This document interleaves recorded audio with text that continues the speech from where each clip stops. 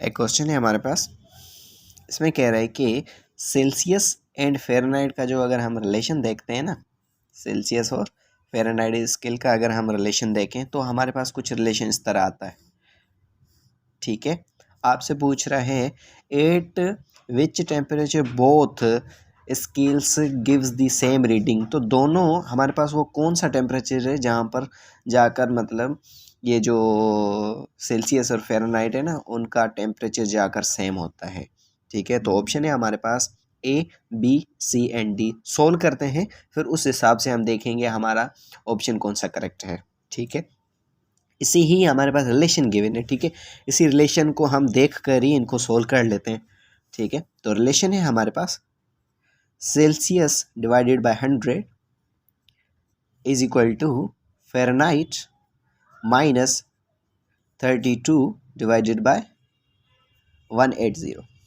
ठीक है, अब हमने करना क्या है, जहाँ पर सेल्सियस है और जहाँ पर फ़ारेनहाइट है ना, वहाँ पर हमने वो चीज़ फाइंड करनी है। तो जो चीज़ फाइंड करनी है, आप सपोज कर लें कि वो हमारे पास x है। ठीक है, तो हम ये कह सकते हैं कि x Celsius is equal to Fahrenheit is equal to x। ये x हमारे पास वो एक ऐसा टेम्परेचर हमें फाइंड करने के बाद पता चलेगा कि हाँ ये हमारे पास वैल्यू है और उस हिसाब से हमारे पास टेम्परेचर है। तो इनको हम सपोज कर लेते हैं कि ये x के बराबर है। तो यहाँ पर हम x वैल्यू रखते हैं, x upon 100 is equal to Fahrenheit को भी हम x सपोज कर लेते हैं माइनस 32 डिवाइडेड बाय 180। ठीक है, अब करना क्या है, क्रॉस मल्टीप्लिकेशन करनी है डायरेक्ट ही। ठीक है, उससे पहले ये ज़ीरो इस ज़ीरो से चला गया, 2 का टेबल 10 को 5 टाइम्स और 18 को हमारे पास टेबल लगेगा 9 टाइम्स 2 का। ठीक है, अब हम मतलब क्रॉस मल्टीप्लिकेशन करेंगे। तो हम क्रॉस मल्टीप्लिकेशन करेंगे तो 9 इस x से मल्टीप्लाई होगा, हो जाएगा हमारे पास 9x।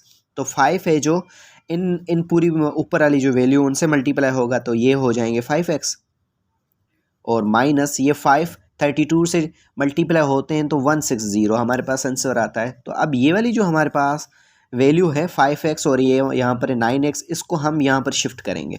जब हम शिफ्ट करेंगे तो हमारे पास 9x माइनस के 5x is equal to minus 160।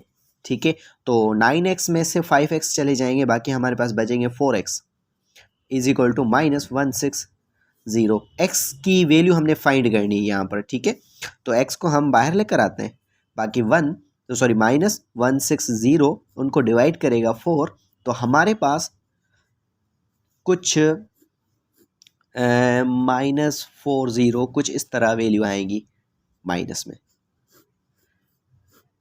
ठीक है, तो इस हिसाब से मतलब हमारा जो ऑप्शन है बी माइनस 40 ये बिल्कुल करेक्ट है। तो मतलब ये हमारे पास माइनस 40 ये वो वैल्यू है जहाँ पर जाकर हमारी सेल्सियस और फ़ारेनहाइट का जो रिलेशनशिप हमारे पास है ना, उनका जो टेम्परेचर जाकर सेम होता है। क्वेश्चन में आपने देखे सेम रीडिंग, तो सेम रीडिंग ये जो हमारे पास ये जो हमारे पास बी ऑप्शन है, जो हमने यहाँ पर वैल्यू को सब्सटीट्यूट किया है, तो ये वैल्यू जाकर हमने फाइंड होती है।